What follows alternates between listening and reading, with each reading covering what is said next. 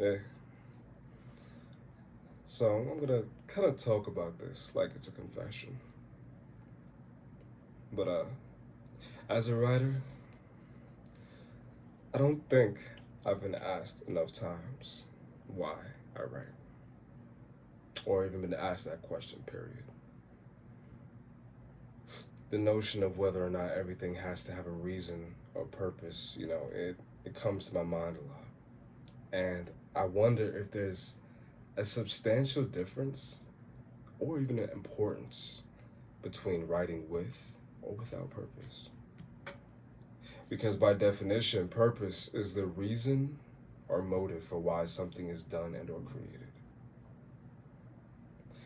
And if reason and motive are understood, then well, that's going to take a lot of defining and understanding, but I digress. Differentiating between with or without purpose, it's pointless. Like trying to figure out whether life is with or without purpose. Someone worldly might say, we all have a purpose. Someone religious might say, we all serve a higher purpose. Someone pessimistic might say, everything is pointless. Someone wise, we make our own purpose. And someone foolish, we all bound by fate. Either way, learning about the pedagogy, the education, the understanding of English, writing, just writing, period, matter of fact. All that purpose, it doesn't matter. Because we write when we want to write. We write because we want to write.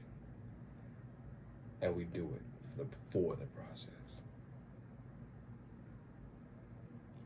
The word process came up in class a lot early in the semester. And it stuck to me like glue. Like, what is the writing process? Some people, that might be an easy question, but to me, writing has always been about working towards something, a product, finished work. So, sure, there should be goals to attain, an endpoint, but the concept of writing for just the sake of writing, it felt strange to me. Like, what is the process we should teach, this quote says? And I'm like, it's caught me. Like, it is the process of discovery through language. That's what it says we should be teaching. It's the process of exploration of what we know and what we feel about what we know through language. It's the process of using language to learn about our world, to evaluate what we learn about our world, and to communicate what we learn about our world. There's some redundancy there, but the point is world and learning, interpretation, sharing, communicating, these key words. It's taking everything in and putting it back out with our own unique understanding, our voice.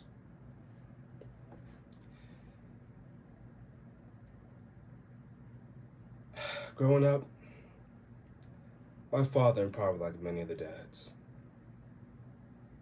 had this line they would use, that you were to do things with purpose and not just because. Now, to any young child, learning how to live life, survive,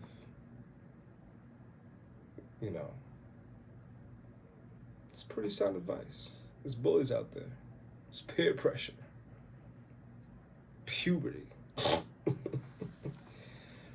But in a classroom setting, most children don't fully understand the importance of goals. I didn't. I just knew it was something to be attained. The process, the journey there, who knew? I had to figure it out. Because, much less a kid or a young, unexperienced writer growing up, the next step, what was that? What was the next step?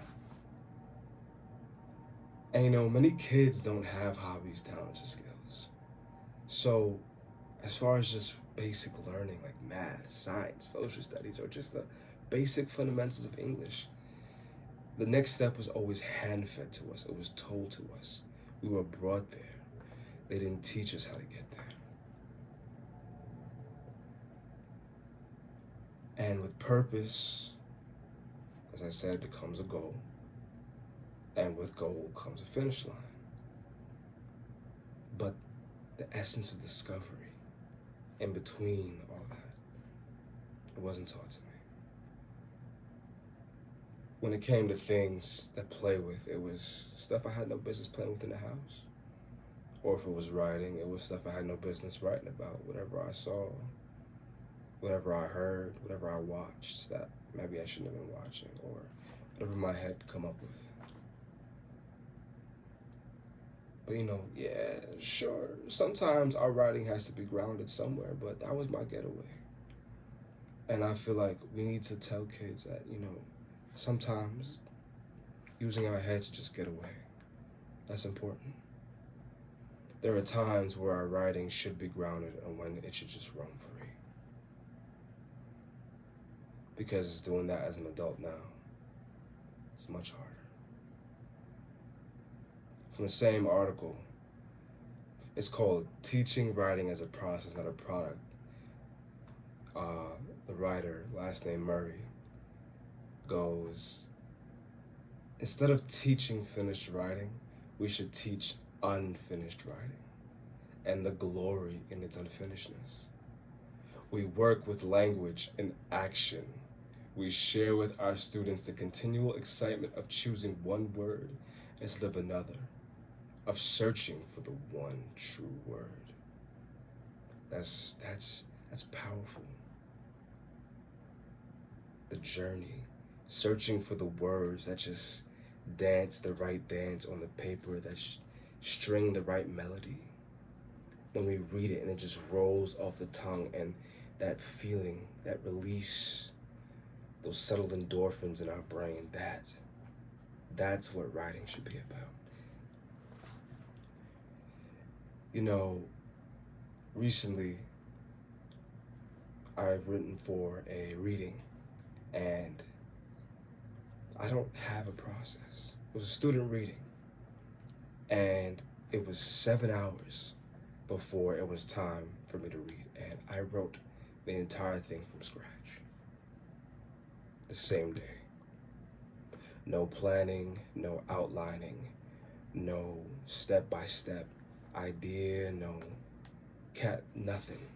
I sat there, I took a draft from 2 years ago that it was based on, threw it in front of me, and read the entire thing, just like that.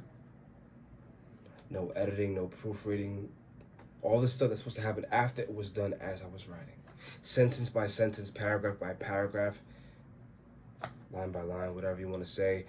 I aimed for the finished product before it was even done. I was writing a finished product from the very first stage. And there was another article called Post-Process Pedagogy. And just the word post-process blew my mind, because what in the world was a post-process? I'm still learning the process, and they talk about how the process is pre-writing, writing, and post-writing. It's like, I thought it was just all one step. I wasn't trained to thoroughly divide each part. Like, yes, some teachers always tell you to check your work, to look back, to proofread.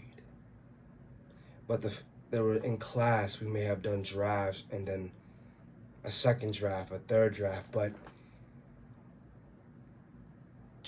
just the word draft alone isn't enough to understand.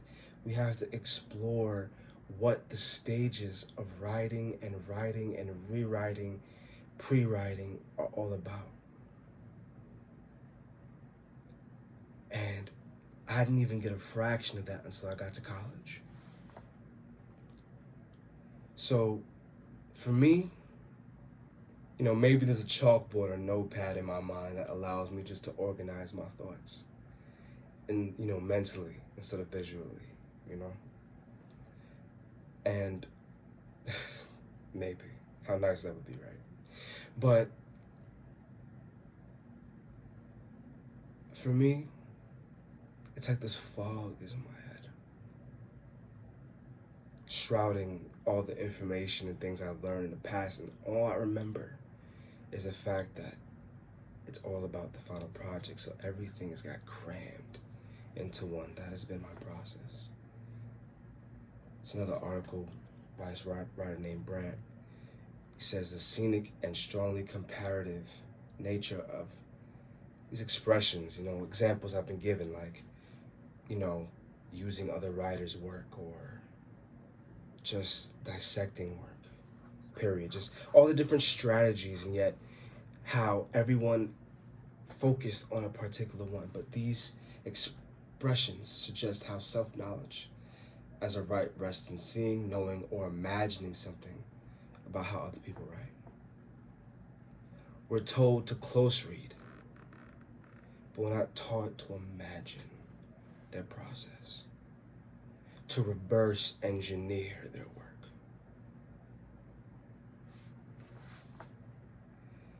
Could I explain to you in explicit detail my choices for why I write, the way I write while writing? No. And in fact, sometimes I'm only able to define or explain my reasonings and or choices after receiving feedback from someone else.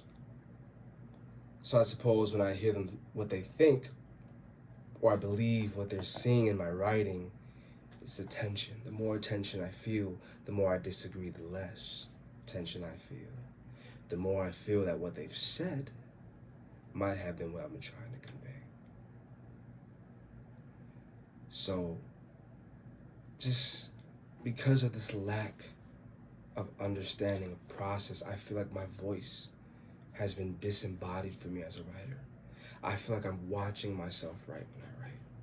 I'm not writing, I'm watching myself write. Kind of trippy.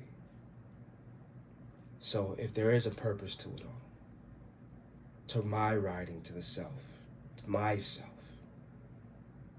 it's to reconnect with my voice and to teach myself when no one else did, but could have. Thanks for listening.